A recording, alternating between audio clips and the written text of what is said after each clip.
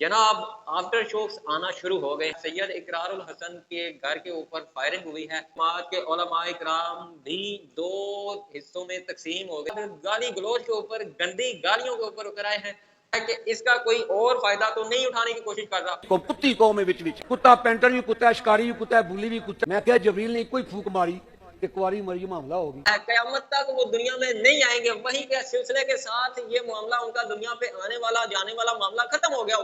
सिर्फ और सिर्फ हुक्म की पैरवी करने के लिए ही पैदा किए गए। अस्सलाम वालेकुम नाज़रीन, कैसे हैं आप? मैं हूं खलील मुज़फ़्फ़र के और आप देख रहे हैं फन मज़ाक कसूर। तो नाज़रीन, आज हम बात करेंगे इकरारुल हसन और हक खतीब सरकार के मामले पे आने वाले आफ्टर शोक्स। जनाब, आफ्टर शोक्स आना शुरू हो गए हैं और बहुत बड़े आफ्टर शोक्स आए हैं। इसमें हम डिस्कस करेंगे दो मामला को, जिसमें सबसे पहले एक मामला वो है जहाँ पे जनाब सैयद इकरारुल हसन के ऊपर अटैक हुआ है। सैयद इकरारुल हसन के घर के ऊपर फायरिंग हुई है।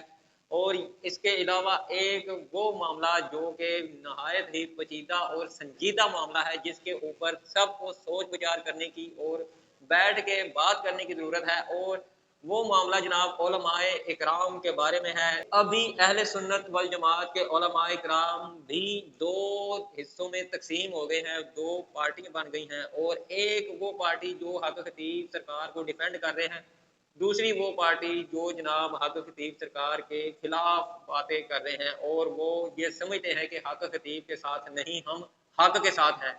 मुल्ला हजरात आपस में बहुत ज्यादा बहस मुबासे और तकरार के बाद गाली गलोच के ऊपर, गंदी गालियों के ऊपर उतर आए हैं। और वो गालियां जनाब जो नामुनासिब और नाजेबा गालियां हैं, जो कि किसी भी मुसलमान के लिए, किसी भी इंसान के लिए नामुनासिब है और किसी अहले ईमान के लिए वो लफ्ज इस्तेमाल करना भी नामुनासिब है। तो पहले हम बात करेंगे सैयद इकरारुल हसन के बारे में, जो जनाब अभी कल रात को 11 से 11:30 के दौरान उनके घर के बाहर जनाब फायरिंग की गई। 11:05 पे फायरिंग का मामला पेश आया और अच्छी खासी पूरी ब्रस्ट एक मारी गई।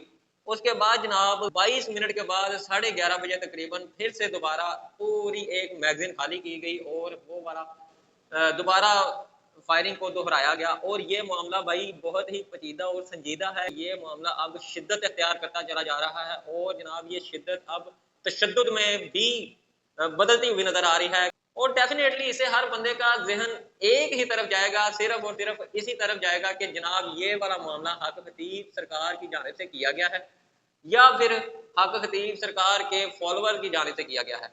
क्योंकि बहुत ज्यादा लोग इसके बारे में क्लियर हो चुके हैं और बहुत ज्यादा लोग जनाब कंट्रोवर्सी का एक माहौल बना हुआ है। और इस कदर कंट्रोवर्सी हो रही है कि इकरारुल हसन जनाब हर दूसरे दिन एक नई पोस्ट करते हैं और एक नया भांडा फोड़ते हैं। मगर इकरारुल हसन सरकार ने पहले से ये बात कही है कि मेरे ऊपर अगर हमला होता है, मेरी अगर जान को नुकसान होता है, मेरे ऊपर कोई तशद्दुद होता है, तो जनाब इसके जिम्मेदार मुकम्मल तौर पे और सिर्फ हक खतीब सरकार होंगे। तो अब बेसिकली सोचने की बात यह है कि इसका कोई और फायदा तो नहीं उठाने की कोशिश कर रहा। और इकरारुल हसन का जो ये तशद्दुद का मामला है, ये हक खतीब सरकार के ऊपर डालने की कोशिश कर रहा हो या फिर हक खतीब सरकार के ही चेले और जनाब उनके फॉलोअर जो बहुत ज्यादा मुतहर्रक हैं और पहले भी तशद्दुद के वाकयात कलर सईदा में भी सामने आए थे। मगर उसने ये बात कही है कि अल्हम्दुलिल्लाह मैं ठीक हूँ, किसी का कोई जानी नुकसान नहीं हुआ और मैं जो काम कर रहा था वो जनाब मैं नहीं रोकूंगा, वो चलता रहेगा, वो एज इट, उसमें कोई भी बंदिश नहीं होगी और ना ही कोई हमारे हौसलों को पस्त कर सकता है। मैं उसी तरह उसको आगे लेके चलता रहूंगा। तो बात यह है कि इसके ऊपर अब मुकम्मल तौर पे तफ्तीश होनी चाहिए। ये एरिया इतना अनसेफ नहीं है जितना कि हो गया।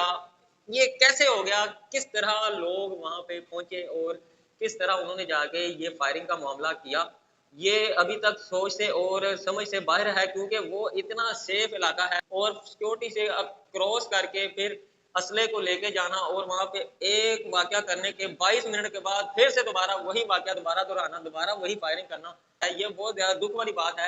मगर भाई बात यह है कि ये मामला अब बिगड़ता हुआ नजर आ रहा है। इसके ऊपर हर किसी को अपना मौकफ देना चाहिए और मैं समझता हूँ कि इसके ऊपर मौकफ सबसे ज्यादा जरूरी है कि हमारे उलमाए इकराम इसके ऊपर मौकफ दें। और उलमाए इकराम की जिम्मेदारी बनती है कि वो जनाब सही को सही कहें और गलत को गलत कहें और सही के साथ खड़े हो जाएं। जो उलमाए इकराम हैं उनकी तरफ सारी कौम देख रही है कि वो क्या कहते हैं ان کے پیچھے چلنے کے لیے تیار ہوں گے کہ وہ اپنا موقف پیش کریں تاکہ ان کے مطابق وہ اپنے ذہن کو مائنڈ سیٹ کو بنائیں۔ آپ زاہد نعمانی جلالی صاحب کے درمیان اور زین آسی کے درمیان ایک پوڈ کاسٹ ہوئی ہے۔ پوڈ کاسٹ میں یہ معاملہ کھولا گیا کہ جناب میں کوشش کر رہا تھا کہ زیادہ سے زیادہ جو علماء اکرام ہیں ان سے ان کا موقف لوں، تو ناظرین زین آسی نے کہا کہ میں نے اس معاملے میں مفتی حنیف قریشی سے بات کرنے کی کوشش کی، تو ان سے میرا فون پر رابطہ ہوا، انہوں نے بتایا کہ میں ابھی فی الحال ہم اس پہ خاموش ہیں، ہم اس پہ اپنا رد عمل نہیں دیں گے اور کوئی موقف نہیں دیں گے۔ حنیف قریشی صاحب سے میری ریکویسٹ ہے کہ آپ کیوں اس کے اوپر اپنا موقف نہیں دیں گے؟ آپ کو حق کا پتہ نہیں ہے یا آپ جان بوجھ کے آنکھیں بند کیے ہوئے ہیں؟ اگر آپ کو حق کا نہیں پتہ تو پھر لوگوں کی اصلاح کون کرے گا؟ لوگوں کو کون بتائے گا؟ لوگوں کو سیدھے رستے پہ کون چلائے گا؟ پر این آپ کی ڈیوٹی ہے کہ آپ جناب اس کے اوپر اپنا موقف دیں اور اپنے جو فالوور ہیں ان کو بتائیں کہ بھائی یہ حق ہے اور اس کے ساتھ ڈٹ کے کھڑے ہو جاؤ۔ چاہے آپ کو کوئی بھی حق لگتا ہے، چاہے آپ کو اقرار الحسن حق لگتا ہے تو حق کے ساتھ کھڑے ہو جائیں، یا پھر آپ کو حق خطیب صاحب حق لگتے ہیں تو حق اس کے ساتھ آپ حق کے ساتھ کھڑے ہو جائیں۔ آپ کی ذمہ داری بنتی ہے کہ آپ اپنے فالوور کو بتائیں۔ لوگ آپ کو فالو کر رہے ہیں مگر آپ جناب خاموشی سے بیٹھے ہوئے ہیں اور تماشائی بنے ہوئے ہیں، آپ یہ دیکھ رہے ہیں کہ کیا کرنا چاہیے کیا نہیں کرنا چاہیے، اور جو ہوگا پھر اس کے بعد میں ہم اس کے ساتھ مل جائیں گے، جو ونر ہوگا اس کے ساتھ ہم اس کی جیت کا نعرہ لگا دیں گے، اور جو ہار جائے گا اس کو ہم جناب کہہ دیں گے کہ یہ ہے ہی غلط، یہ جھوٹا ہے، یہ فراڈ ہے، یہ ڈونگی ہے۔ ایسے نہیں چلے گا بھائی، آپ کو اس کے اوپر اپنا موقف دینا چاہیے، آپ کو لوگوں کو بتانا چاہیے، لوگوں کی اصلاح کرنی چاہیے۔ اگر آپ اصلاح نہیں کریں گے تو کون کرے گا؟ اس کے بعد جناب دوسری بات یہ ہے کہ ڈاکٹر زاہد نعمانی جلالی نے ایک بات جو کی وہ بڑی جناب خطرناک بات ہے۔ انہوں نے کہا کہ اگر حق خطیب سرکار جناب اپنے 11 ارب روپے میں سے 1 کروڑ روپیہ حنیف قریشی کو دے دیتا ہے تو وہ جناب اس کو سچا ثابت کریں گے اور ولی ثابت کریں گے، مرد کلندر ثابت کریں گے، کلندر دورہ ثابت کریں گے، ہر لحاظ سے وہ یہ کرنے کے لیے تیار ہے۔ ابھی آپ خاموش ہیں تو جناب یہ والی باتیں ہوں گی اور یہ والی باتیں نامناسب ہے، معاشرے میں انتشار پھیلانے کے لیے بہت زیادہ غلط تعصب مل رہا ہے لوگوں کو، تو اس کے لیے آپ کو سامنے آنا ہوگا۔ اگر آپ خاموش رہیں گے تو اس طرح جناب آپ کے اوپر انگلیاں اٹھائی جائیں گی، اور یہ بات بالکل پھر ہر کوئی ماننے کے لیے تیار ہے کہ آپ کیوں خاموش ہیں۔ اس کے بعد جناب ایک کانفرنس کا ذکر کیا گیا اس پوڈ کاسٹ میں، تو ڈاکٹر زاہد نعمانی جلالی صاحب نے ایک بات بتائی، انہوں نے کہا کہ ایک کانفرنس میں حق خطیب صاحب مہمان خصوصی کے طور پہ آئے ہوئے تھے، اور اس کانفرنس کے دوران جناب ایک سوال کیا گیا، جب بات ہوئی حق خطیب صاحب کے بارے میں تو جناب یہ سنیں ذرا یہ کیا فرما رہے تھے۔ یہ وہاں پہ آئے ہوئے ہیں مزمل حسین شاہ جماعتی صاحب، جو ایک بہت بڑی جناب شخصیت ہے، سخت رویے کے ساتھ سخت الفاظ کے ساتھ انہوں نے بات کی، اور انہوں نے ان لوگوں کے لیے کیا بولا جو نہیں حق خطیب صاحب کو پیر مانتے، جو ان کو ولی نہیں مانتے۔ یہ سنیں ذرا۔ مولوی کا منہ تو چپ کرا رہا پر بڑی پیڑی قوم جو قبلہ ہے اللہ جانتا جی، یہ بڑی پیڑی قوم کتی قوم ہے وچ وچ۔ اس قدر سخت رویے کے ساتھ وہ جناب پیش آیا، آپ نے یہ دیکھا کہ وہ ان لوگوں کو اس دنیا کے غلیظ جانوروں کے ساتھ نسبت دے رہے ہیں، غلیظ جانوروں کے ساتھ ملا رہے ہیں کہ وہ لوگ جو آپ کو حق خطیب کو جناب ولی نہیں مانتے وہ کتے ہیں، اور وہ گندی نسل کے کتے ہیں، اور پھر اس کے بعد کتوں کی نسلیں بھی بتا رہے ہیں۔ یہ بھی سنیں آپ ذرا۔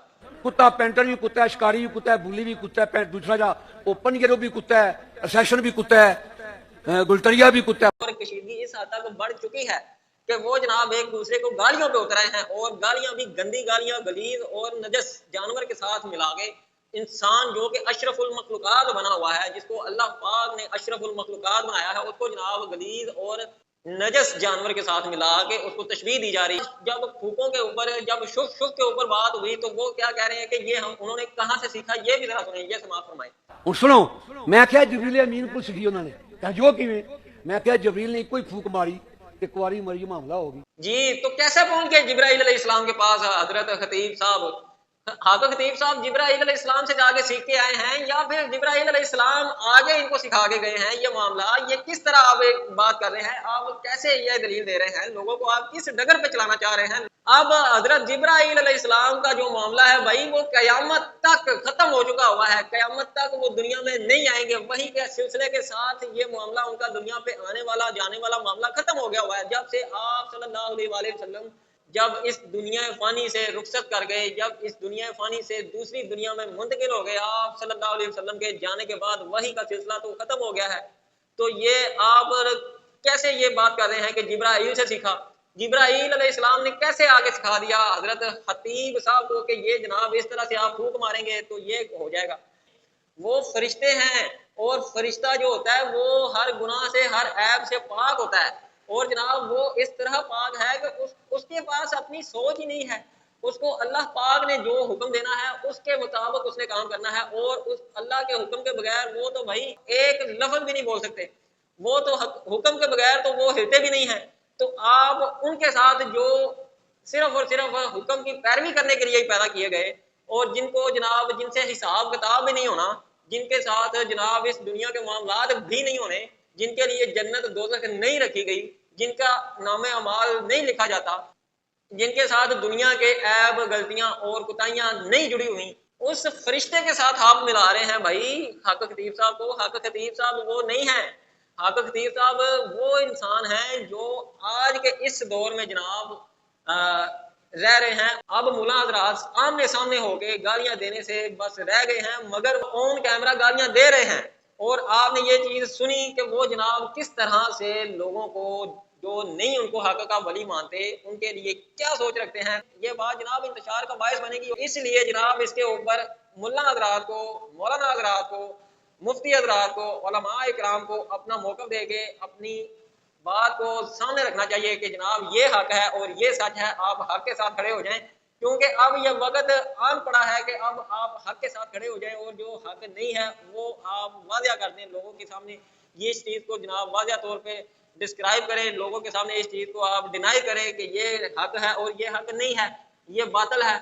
बातिल और हक की लड़ाई में हमेशा उलमा इकराम का बहुत ही मुस्बत किरदार रहा है और जनाब वो किरदार की आज जरूरत है कि उस किरदार को निभाया जाए और हक के साथ हक का नारा बुलंद किया जाए।